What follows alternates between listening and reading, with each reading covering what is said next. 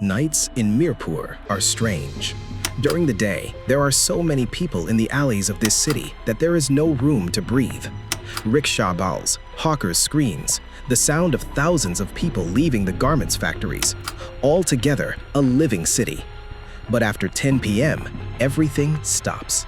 The alleys go dark. Broken streetlights flicker dimly. Shop shutters go down one by one. And in that silence, only the sound of the azan drifting from a distant mosque is heard. In this darkness, someone used to wait every night. A Wednesday night in March 2017. Rahela Begum was 28 years old then. She worked in a garments factory in Mirpur 12. Every day at 10 at night, she would come out of the factory gate, cross Kadamtali Crossing, and return home by a 10-minute walking path. That day, too, she had stepped out. On the way, she had 3 more colleagues with her. Reaching Kadamtali Crossing, they parted ways. Rahela entered the alley on the left. After that, no one saw her again. The next morning, Rahela's husband, Jamal, called repeatedly. The phone was off. He asked the neighbors. No one knew. In the afternoon, he went to the police station. The officer said, "Your wife might have gone somewhere. Wait for a couple of days. She will come." Jamal went back home. He waited. Rahela never returned. 2 months later, the last week of May, Salma Akhtar, age 24, she taught in a private school in Mirpur 10. She left the coaching center at 7 in the evening. Her home was only a 15-minute walk. But somewhere in the middle of the way, Salma vanished. Her family went to the police station. This time, another officer, another station, but the words were the same. There might be a love affair. Look for her. The family fell silent in shame and pain. Then came the month of August. Reena Khatun of Mirpur 13, age 31, mother of 2 children. Husband drives a rickshaw. She went out to do grocery shopping in the evening. She was supposed to return in the evening. Night fell, but Reena did not return. 3 people, 3 separate families, 3 separate police stations, 3 separate incidents. But no one had noticed a similarity. In 2018, the number of missing reached 5. One day, Sub-Inspector Anwar Hossain of Mirpur Police Station pulled out the old files. For some reason, he felt something was matching. He wrote 5 addresses on a paper, the places where the 5 missing people were last seen. All 5 met at one place, Kadamtali Crossing. Anwar Saab took the file upstairs. The senior officer took a look at the file once and said, "Coincidence. Millions of people in Mirpur. Everyone goes through this crossing." The file was closed, but Anwar Saab could not forget. Returning home at night, those 5 names kept spinning in his head. Rahela, Salma, Reena, 2 more. 5 people, 5 families, no one knows where they are. He made a decision. He would search himself. The next week, Anwar Saab went to Kadamtali Crossing in plain clothes. He looked around.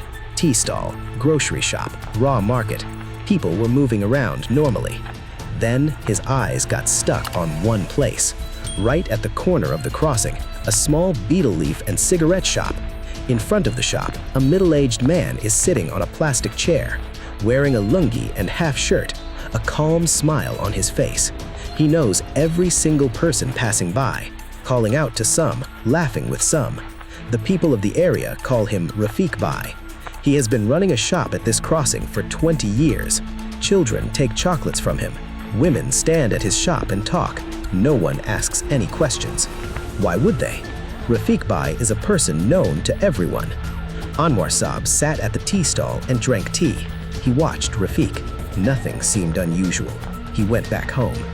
But that very night, for the 6th time, someone went missing in Mirpur. This time was a bit different. This time, the police found her. 3 days later, on the banks of Buriganga. But when she was found, she could not say any more, because she was no more. Anwar Saab went to the spot. While searching beside the body, his hand stopped. There is something inside the clenched hand of the deceased. He carefully opened the hand. A small piece of paper. Just one line written in Bengali on the paper. Anwar Saab read it. Then the color of his face changed. because in that writing, it was clearly understood that the one who is doing this knows that the police are looking for him. He knows who is looking, and he is not afraid even a bit. He is not afraid at all. Rather, he is enjoying it.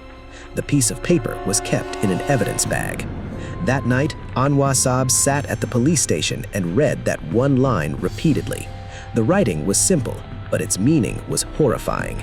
It was written, "I know you are looking for me, but you do not know me. I am right beside you." Anwar Saab leaned back in his chair. This is no ordinary criminal. Ordinary criminals hide, they get scared, they flee before getting caught. But this man, he is challenging the police. He thinks no one can catch him. This confidence comes for only one reason. He is a man of the area, known to everyone, beyond suspicion. The next morning, Anwar Saab went to Kadamtali Crossing alone. Not to drink tea this time. This time, he remembered every shop, every face. Whose shop is where? Who comes when? Who stays until late at night? He stopped a bit in front of Rafiq's shop. Rafiq looked up, that familiar smile. "Brother, what do you need? Cigarette? Beetle leaf?" Anwar Saab shook his head. "No, just like that." Rafiq paid attention to his work again. Anwar Saab kept walking, but his eyes remained behind. Rafiq is not looking toward the window, nor toward the street ahead. He is looking at the pedestrians. He is looking at every single woman walking alone once, looking and then looking down. Something stirred inside Anwar Saab's chest. For 3 weeks, Anwar Saab came to Kadamtali Crossing every day, sometimes at the tea stall, sometimes inside the market, sometimes from afar. He watched Rafiq. Slowly, a pattern emerged. Rafiq's shop closes at 11 at night, but Rafiq does not leave. He stays at the crossing for another half hour, exactly at that time when the girls of the last shift of the garments return home.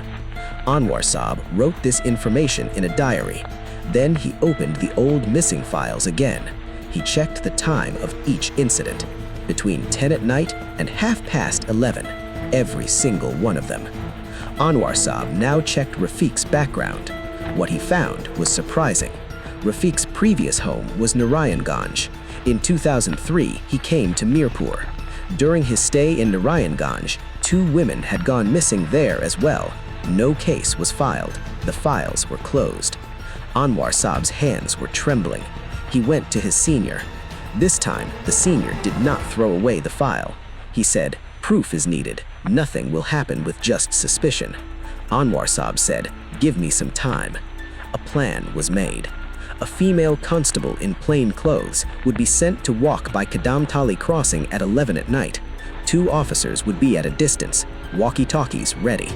The first night, nothing happened, nor on the second night.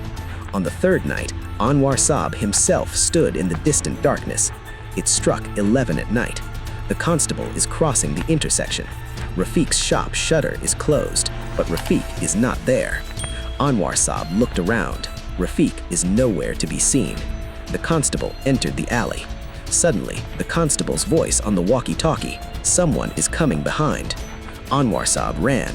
Entering the alley, he saw a man behind the constable, something in hand. Anwar Saab screamed, "Stop!" The man stopped. Light fell on his face. Rafiq. After catching Rafiq, his house was searched. What was found left even the experienced police officers silent. A small diary, names written in it, dates written, small notes beside them. Rahela, Salma, Reena, more names. 12 names, 12 people. Not only in Mirpur, in Narayanganj, Ghazipur, wherever Rafiq had been. On the last page of the diary, only one thing was written. No one will ever know. Rafiq was wrong. Rafiq was tried. But the question that remains, 20 years. For 20 years, this man was in the area. He laughed, he talked, he gave chocolates to kids, and in the darkness of the night, he became someone else. His wife did not know. His children did not know. The neighbors did not know. No one knew.